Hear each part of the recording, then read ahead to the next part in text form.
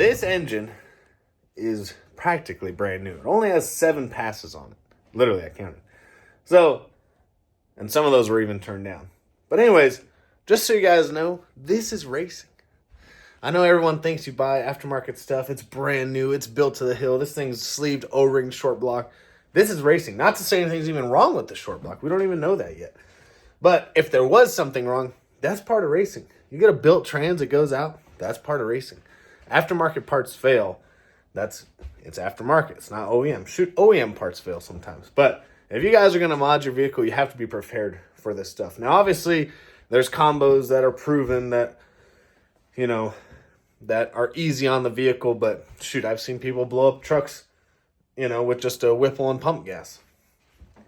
It's aftermarket. You got to be prepared for this stuff. And if you're not prepared for it, you probably shouldn't get into it because you spend a lot of money and shit breaks a lot.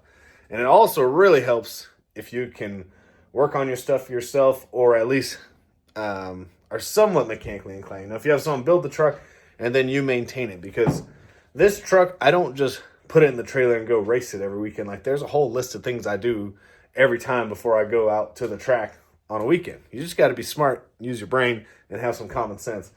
Some people think they're just going to show up, beat the shit out of it, and not do anything. Well, that's, when stuff breaks. You gotta be doing maintenance on these things. You gotta be checking over stuff. Stuff comes loose. Some stuff gets clogged. Shit needs to be cleaned. That's just part of it. And yes, we've had combos that literally you drive to the track and do nothing, and they work every time. That's just how it is.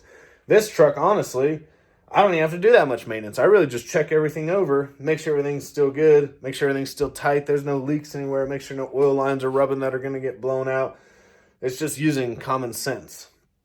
These trucks, they really are pretty low maintenance for what they are, but just got to have common sense. So let's get these plugs pulled out and see what they look like. So I just want to keep it real with you guys. There's number 8. Number 7 had a bad time. 6 and 5 look decent. Definitely still got some oil on them. And then 4, 3, 2, and 1. The worst is 7 and 8. They are missing a lot. Wow. No time to waste. Just pulled the turbo kit off. And don't worry, I got my stock motor in that one in case we need to go back. But this is definitely why you have an engine diaper. There was a lot more oil in there earlier than this, but this definitely saved me from a possible wreck because at the top end of the track, this gets under the tires and you're not having a good time. So there's definitely oil in everything. The up pipes, obviously. And actually there was a decent amount of oil in the charge pipe. So yeah, we're just gonna keep taking it apart and figure out what happened. Still have really no idea. Obviously the plugs were melted. I don't know what melted them. Obviously it's a temperature issue or a fuel issue, but they got smoked for sure. So just pulling the turbo kit off, staying in good spirits. This part of racing. And just keep turning this apart. I already broke this guy loose. Got a clean oil pan so we can see what comes of it.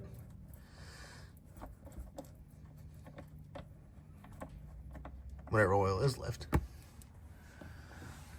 It's pretty thick.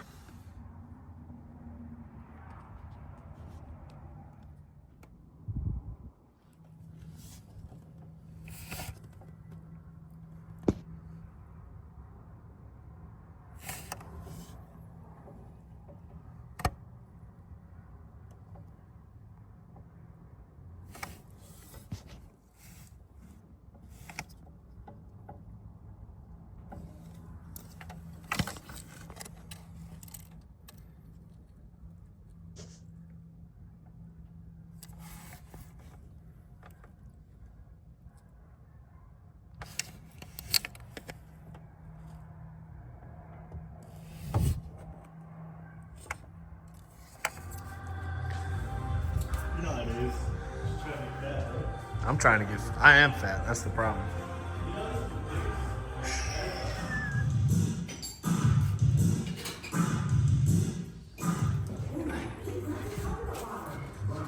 she is, back out.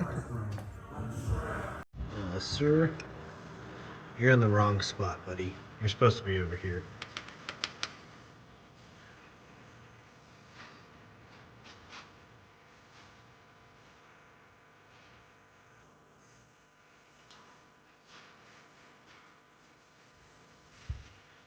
It's the only one I think I saw that was moved.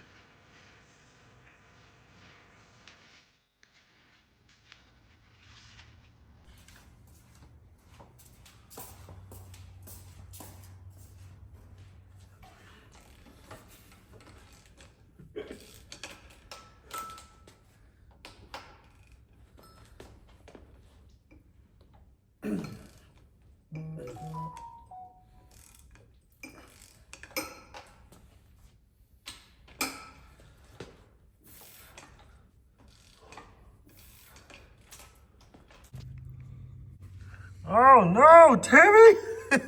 Shit! Everybody's so worried about these belts holding up. That baby was fine.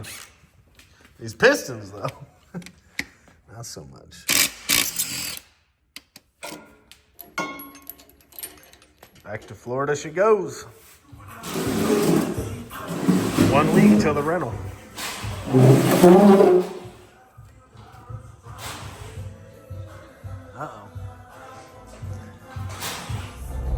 It's been a while since I updated this video. I should have got this out like a couple weeks ago, but got Christmas, then New Year's right after.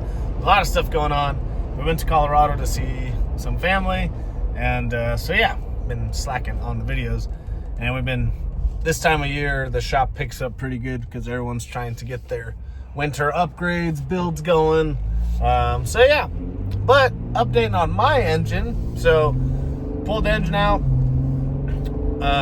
got it torn apart, got it shipped off to FFRE. It's already back to them. So I don't think we know 100% the true failure. I think everyone's going on ideas and theories, but the theory currently is that the VDE, so if you guys know, like when your truck does the start stop shit at the stoplight, well, in order for that to work, they have different rockers in there, and these are spring loaded on top of the hydraulic adjusters, and one of those came off and got lodged in between the cam, and so possibly that kept the valve from opening, which spiked cylinder pressure possibly, and that's what blew it out. The only weird thing to me, though, is that all the plugs were melted. So the injectors, typically plugs melted, put a hole in a piston, injectors. But had the port injectors and the DI injectors, both of them checked out 100%, nothing wrong with either of them. So there goes that theory. That guy just ran a stop sign. It's crazy people out here. So there goes that theory. So yeah. Guess it's possibly the VDE. The tune looked perfect. Air fuel was good. IATs were good. Coolant temp was good. Yeah. Everything fueling wise looked good. So it's really interesting. You would think melted plugs holding the piston definitely went lean at some point, or maybe just got a ton of cylinder pressure from the valve being shut. So we're not 100% sure, which is kind of scary, just putting another motor in it. Luckily, I had another FFRE at the shop, that good customer / friend of mine, Patricio, has let me borrow his, and oh my god, that wind noise is terrible in this Bronco. He's going to let me borrow his, and he's essentially going to take mine, because mine's going to get re-sleeved on one of the cylinders, and then obviously they're going to replace that piston and anything else that, looks damaged in there. So I don't know if it's covered under warranty. There's not really a warranty with race car parts, so hopefully they maybe just help me out a little bit, but is what it is. It's part of racing, unfortunately. It's just how it goes. So only got 7 passes on that one, but I'm sure we'll take care of it, make it right, no big deal, we'll move on from it. But luckily, my boy Pat is in New Mexico. He's actually kind of like an authorized installer through Coyote Direct. We sell them a lot of parts for the builds they do, so if you need anything done, hit up Patricio. But yeah,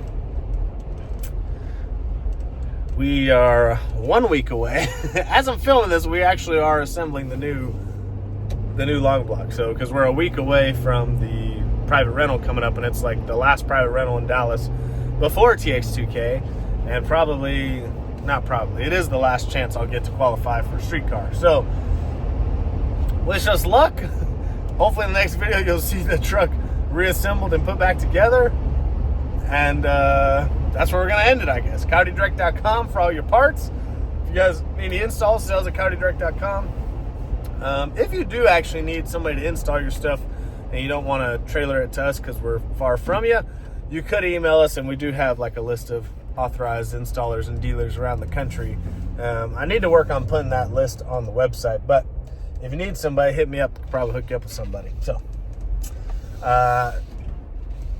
say a prayer for the new engine, because blowing up 2 motors is never a good time. We'll see you guys on the next one.